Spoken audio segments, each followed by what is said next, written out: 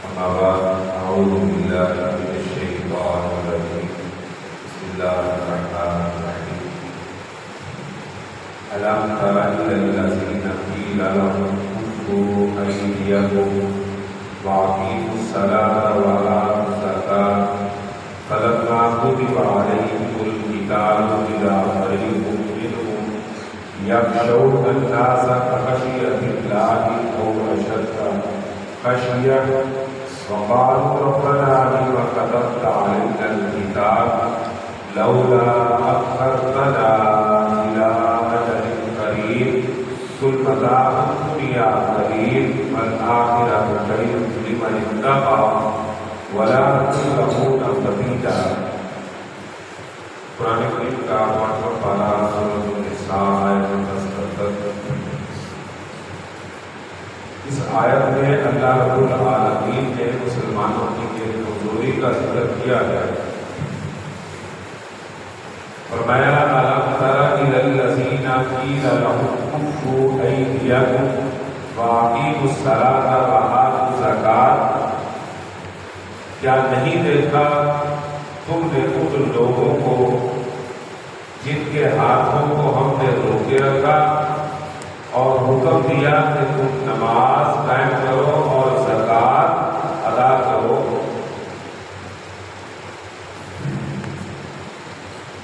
مکہ کی زندگی کے اندر جب اسلام ابتدا میں تھا، مسلمان کمزور تھے، پھر نبی اکرم صلی اللہ علیہ وسلم کو انہوں نے اتنی تکالیف دی کہ آپ علیہ السلام ہجرت کرنے پر مجبور ہو گئے۔ جب آپ مدینہ تشریف لے گئے تو پیچھے جو لوگ رہ گئے تھے، بوڑھے، عورتیں، بچے، جوان، جو بھی رہ گئے تھے، وہ خواہش کرتے تھے کہ یا اللہ ہمیں اس بستی سے نکال لے، ظالموں کی بستی سے نکال لے۔ تو اللہ نے مسلمانوں کو حکم دیا تھا کہ تم اپنے بھائیوں کے لیے لڑائی کیوں نہیں کرتے کفار سے؟ مکہ میں تمہیں روکے رکھا، صبر کی تلقین کی کہ صبر کرتے رہو، اللہ بہتر اجر عطا فرمائے گا، نماز اور زکوٰۃ ادا کرتے رہو تاکہ اللہ سے تعلق مضبوط رہے۔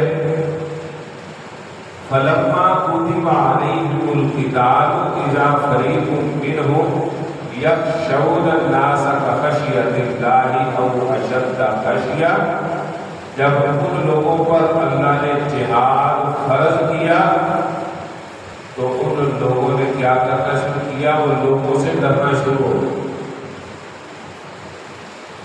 اتنا ڈرتے تھے جس طرح اللہ رب العالمین کی ذات سے ڈرا جاتا ہے، اور اشد کا خشیہ یا اس سے بھی زیادہ لوگوں سے ڈرنا شروع ہو گئے کہ اب ہمارا کیا بنے گا، ہم مارے جائیں گے۔ اللہ نے فرمایا کہ یہ تمہاری اپنی خواہش تھی کہ اللہ ہمیں طاقت عطا فرمائے، ہم کفار کے ساتھ مل ان کے ساتھ ہم جہاد کریں، لڑائی کریں، ان کے خلاف لڑیں ہم۔ اب جب ہم نے تمہارے اوپر جہاد فرض کر دیا تو ہم کمزوری کیوں دکھاتے ہیں؟ لوگوں سے ڈرنا شروع ہو گئے اس طرح اللہ سے ڈرتے۔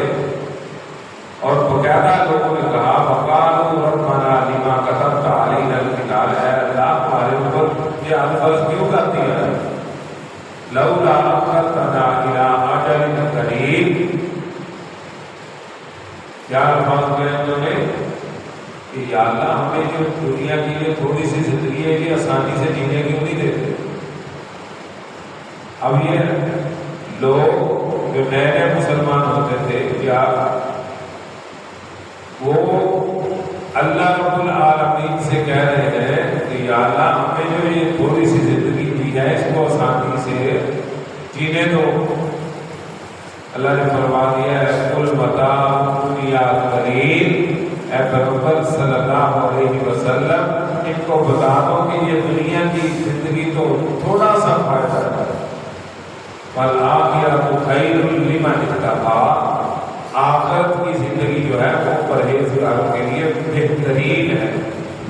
بہتر ترین ہے۔ ولا تظلمون فتیلا، اللہ کو کسی کے اوپر کھجور کی گٹھلی کے دھاگے کے برابر بھی ظلم نہیں کرے۔ کھجور کی گٹھلی کے درمیان میں ایک کٹ سا ہوتا ہے، اس کے اندر ایک جھلی ایک دھاگا سا ہوتا ہے، اللہ نے فرمایا ہم تو اس کے برابر بھی کسی پر ظلم نہیں کریں گے۔ جو جو دنیا میں کرے گا اس کا بدلہ پورا پورا برابر اس کو دیا جائے گا، نہ بڑھایا جائے گا نہ کم دیا جائے گا، پورا پورا بدلہ دیا جائے گا اور ظلم نہیں کیا جائے گا۔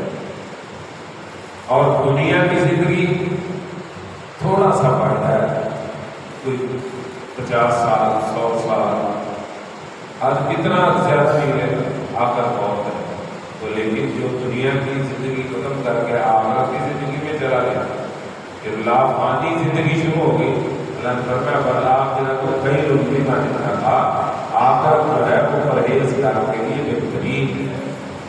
اللہ تعالیٰ ہمیں یہ باتیں سمجھنے کی اور عمل کرنے کی